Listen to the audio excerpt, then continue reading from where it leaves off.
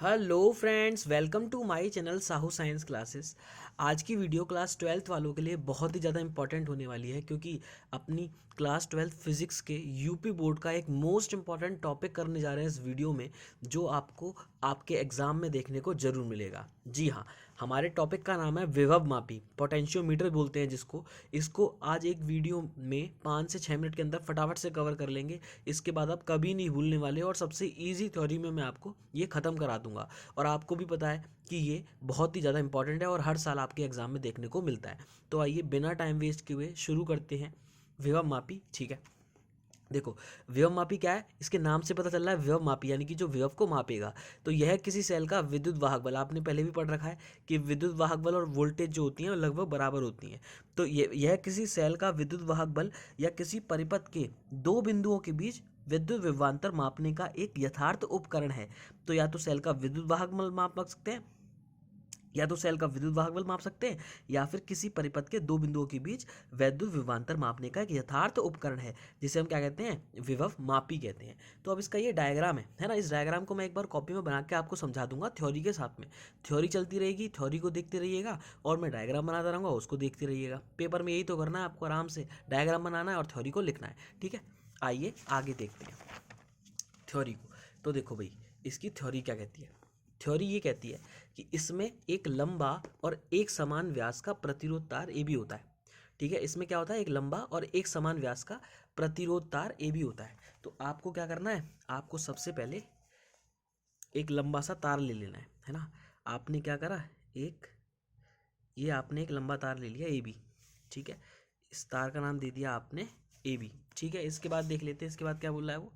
इसके बाद बोल रहा है जिसका ए सिरा बैटरी के धन ध्रुव से जुड़ा होता है, जबकि बी सिरा धारा नियंत्रक कुंजी बैटरी के ऋण ध्रुव से जुड़ा होता है। तो देखो क्या बोला उसने कि जिसका ए सिरा बैटरी के धन सिरे से जुड़ा होता है, तो यहाँ पर हम क्या लगाएंगे, एक बैटरी लगा देंगे। तो ध्यान से देखिएगा कैसे जोड़ेंगे। देखो, ये हमने बैटरी बना दी B1, यहाँ पर हमने एक बैटरी बना दी। ठीक है, इसका नाम हमने B1 दे दिया, और उसका धन सिरा तो हमने ए टर्मिनल से जोड़ दिया है ना। उसका धन सिरा हमने ए टर्मिनल से जोड़ दिया, और ऋण सिरा हमने धारा नियंत्रक, देखो धारा नियंत्रक का साइन ऐसे करके बनता है, धारा नियंत्रक तथा कुंजी की सहायता से बी टर्मिनल से जोड़ दिया। धारा नियंत्रक तथा कुंजी की सहायता से किससे जोड़ दिया, बी टर्मिनल से जोड़ दिया। आ गई मेरी बात समझ में। देखो ये प्राथमिक, हमारा प्राथमिक डायग्राम बन गया, प्राथमिक सेल। ठीक है, इसके बाद दूसरा देखते हैं, प्राथमिक परिपथ बन गया ये। इसके बाद जबकि बी सिरा धारा नियंत्रक कुंजी बैटरी के ऋण ध्रुव से जुड़ा होता है। धारा नियंत्रक के द्वारा तार ए बी में विद्युत धारा के मान को घटाया व बढ़ाया जा सकता है, ये वाली बात आपको पता है। ई एक वैद्युत सेल है। ई क्या है, एक वैद्युत सेल है जिसका हमें विद्युत वाहक बल मापना है। भाई विभव मापी है तो हम विभव मापेंगे या फिर विद्युत वाहक बल मापेंगे। तो हमने एक सेल भी लेना पड़ेगा जिसका हमें विद्युत वाहक बल मापना है ना। इसका धनध्रुव तार ए के सिरे से जुड़ा है ना। अब हमने एक सेल लिया, ध्यान से देखिएगा, बहुत ईजी है। देखो इतनी ईजी थ्योरी है, कुछ नहीं करना है इसमें। एक सेल लिया आपने जिसका नाम ई है, एक सेल का नाम क्या है, ई है। तो एक सेल लिया हमने, उस सेल का धन ध्रुव हमने ए से जोड़ दिया, और जो ऋण ध्रुव है ना, जो ऋण ध्रुव है उसको कैसे जोड़ेंगे, ध्यान से पढ़ लो, है ना। जिसका धन ध्रुव तार के ए सिरे से जुड़ा है तथा ऋण ध्रुव एक धारामापी जी के द्वारा, जो कि जी से जुड़ा है। ठीक है, ऋण ध्रुव जो है वो एक धारामापी जी के द्वारा, एक धारामापी जी के द्वारा, गैल्वेनोमीटर के द्वारा, एक धारामापी जी के द्वारा, जौ की जे से जुड़ा है। किससे जुड़ा है, जौ की जे से जुड़ा है। जौ की जे क्या होती है, जौ की जे एक मेटल की, मतलब इस प्रकार की बनी हुई होती है, जिसको हम तार पर जगह जगह पर स्पर्श कराते हैं ताकि गैल्वेनोमीटर पर विक्षेप प्राप्त हो सके, है ना। तो आपको बस ये चीज़ समझनी है, बाकी प्रैक्टिकल लैब में आपने देखी ही होगी। अब देखो, तार ए बी पर जौ की जे को आगे पीछे खिसकाकर शून्य विक्षेप की स्थिति प्राप्त की जाती है। अगर आपने वीटी स्टोन सेतु पढ़ा है तो आपको याद होगा शून्य विक्षेप की स्थिति, है ना। शून्य विक्षेप की स्थिति में हमने ये भी पता है कि ई और जो वी होते हैं वो दोनों बराबर होते हैं, है ना। तो ये जो तार लिया, ये डायग्राम बन गया हमारा। अब ये जो तार जॉकी का होगा, इसको जगह जगह पर हम क्या कहते हैं, टच कराएंगे, खिसकाएंगे, है ना। ऐसे करके करंट भी फ्लो हो रहा होगा इसमें। तो हम ऐसे ऐसे करके यहाँ पर क्या करेंगे, जॉकी को पकड़ेंगे और जगह जगह पर इसको खिसकाएंगे। तो हमने ऐसे करके 3 केस बना दिए, है ना। हमने ऐसे करके इसके 3 केस बना दिए, एक J1 बना दिया, है ना, और एक J2 भी बना दिया, है ना। ऐसे करके हमने J1 और J2 भी बना दिया। ठीक है, ये आपका विभव मापी तैयार हो चुका है, इसमें कुछ नहीं है, बहुत ईजी है। ठीक है, अब देखो, देखो स्थिति में ए और जी के बीच, अब देखो शून्य विक्षेप की स्थिति प्राप्त की जाती है। अब शून्य विक्षेप की स्थिति में ए और जे के बीच विभवांतर सेल के विद्युत वाहक बल के बराबर होता है।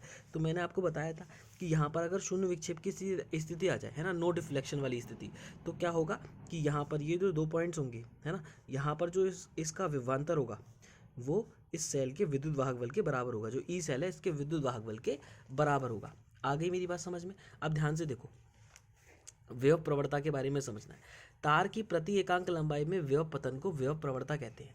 तार की प्रति एकांक लंबाई में, है ना, इस तार की प्रति एकांक लंबाई में होने वाले विभव पतन को विभव प्रवणता कहते हैं। के से डिनोट करते हैं। तो तार की प्रति एकांक लंबाई में होने वाले विभव पतन को क्या कहते हैं? विभव प्रवणता। V इजिकल्स टू क्या हो गया? K इंटू में L हो गया। आ गई मेरी बात समझ में? इतना लिखना था। अब देखो सिद्धांत, मान लिया तार में विद्युत धारा I है तथा तार की 1 सेंटीमीटर लंबाई का प्रतिरोध कितना है? रो है। अब विभव प्रवणता इज इक्वल्स टू क्या हो जाएगा? यहाँ पर विभव प्रवणता इज इक्वल्स टू विद्युत धारा गुणा 1 सेंटीमीटर लंबाई का प्रतिरोध। तो ध्यान से समझिएगा, हम कह सकते हैं एक तो फॉर्मूला ये बन गया K is equals to I into में रो, है ना, धारा गुणा में ये प्रतिरोध होगा, क्योंकि वो विभव प्रवणता ही तो है, विभव के बराबर ही तो है। अब इसके बाद देखिएगा ध्यान से, बहुत ईजी है। यदि तार के भाग AJ की लंबाई L सेंटीमीटर हो, तो ये जो पार्ट है हमारा AJ, इसकी लंबाई कितनी मान ली मैंने? L सेंटीमीटर मान ली, है ना, L सेंटीमीटर हो तथा विभवांतर V हो, तब V इजिकल्स टू विभव प्रवणता गुणा में लंबाई। अभी हमने देखा V equals to K into L हो जाएगा, या फिर K equals to V upon में L हो जाएगा। शून्य विक्षेप की स्थिति में विभवांतर सेल के विद्युत वाहक बल के बराबर होता है। V इजिकल्स टू होता है E के, और E इजिकल्स टू भी क्या हो जाएगा? K इंटू L के। आ गई मेरी बात समझ में? बस इतना करना था आपको वोल्ट वेव मापी में, है ना, इतना करना था आपको पोटेंशियोमीटर में वेव मापी, बस इतना लिखना होता है और उसमें आपको अच्छे खासे नंबर मिल जाते हैं। ठीक है, आपको ये डायग्राम बनाना है, स्क्रीनशॉट लेना चाहो तो स्क्रीनशॉट ले सकते हो, और अच्छे खासे आपको इसमें एग्जाम में नंबर मिल जाते हैं। अब एक और चीज़ पढ़ लीजिए, ये भी आपके एग्जाम के लिए मोस्ट इंपॉर्टेंट है। एग्जाम में वेव मापी आया तो कर देना क्या कि वेव मापी की वोल्ट मीटर से श्रेष्ठता। क्या कहता है कि वेव मापी वोल्ट मीटर से अधिक श्रेष्ठ है। क्यों? क्योंकि इसका कारण निम्न है। वोल्ट मीटर स्वयं के प्रतिरोध के कारण वास्तविक मान से कुछ कम मापता है। जो वोल्ट मीटर है वो स्वयं के प्रतिरोध के कारण, क्योंकि वोल्ट मीटर जब हम लगाते हैं वो भी वोल्टेज को मापने के लिए होता है, और हमारा वेव मापी भी वोल्टेज को मापने के लिए है। तो वोल्ट मीटर स्वयं के प्रतिरोध के कारण वास्तविक मान से कुछ कम मापता है, जबकि वेव मापी हम किस में माप रहे थे? शून्य विक्षेप की स्थिति में। तो यहाँ पर कोई भी प्रतिरोध नहीं आ रहा है ना, शून्य विक्षेप की स्थिति में मापता है, जिससे वास्तविक मान प्राप्त हो रहा है। नेक्स्ट है, वोल्ट मीटर से वेव मापने में पाठ्यांक पढ़ना पड़ता है। अब यहाँ पर पाठ्यांक पढ़ना नहीं पड़ता, वोल्ट मीटर में पढ़ना पड़ता है, जिससे कुछ त्रुटि हो जाती है। जबकि वेव मापी अविक्षेप विधि से मापता है, अर्थात इसमें पाठ्यांक को पढ़ना नहीं पड़ता, इसलिए वेव मापी को क्या कहते हैं? आदर्श वोल्ट मीटर भी कहा जाता है। ठीक है, आ गई मेरी बात समझ में? देखिए बहुत ही इजी था वेव मापी, है ना। आई होप आपको ये समझ में आया हो, है ना। शॉर्ट वीडियो बनाई है मैंने, ऐसे ही बहुत सारे इंपॉर्टेंट टॉपिक्स की, है ना। हम प्रीवियस ईयर के देख रहे हैं, तो प्रीवियस ईयर के बहुत इंपॉर्टेंट और शॉर्ट टॉपिक्स की आपकी वीडियो बनाऊंगा, डेरिवेशंस की। और आपको चैनल पर बने रहना है। चैनल पर नए हैं तो चैनल को सब्सक्राइब कीजिए, फ्रेंड्स के साथ ज़्यादा से ज़्यादा शेयर करिए, ताकि हर कोई इसका फ़ायदा उठा सके। ठीक है, मिलते हैं बहुत जल्द नेक्स्ट वीडियो में। Good bye guys.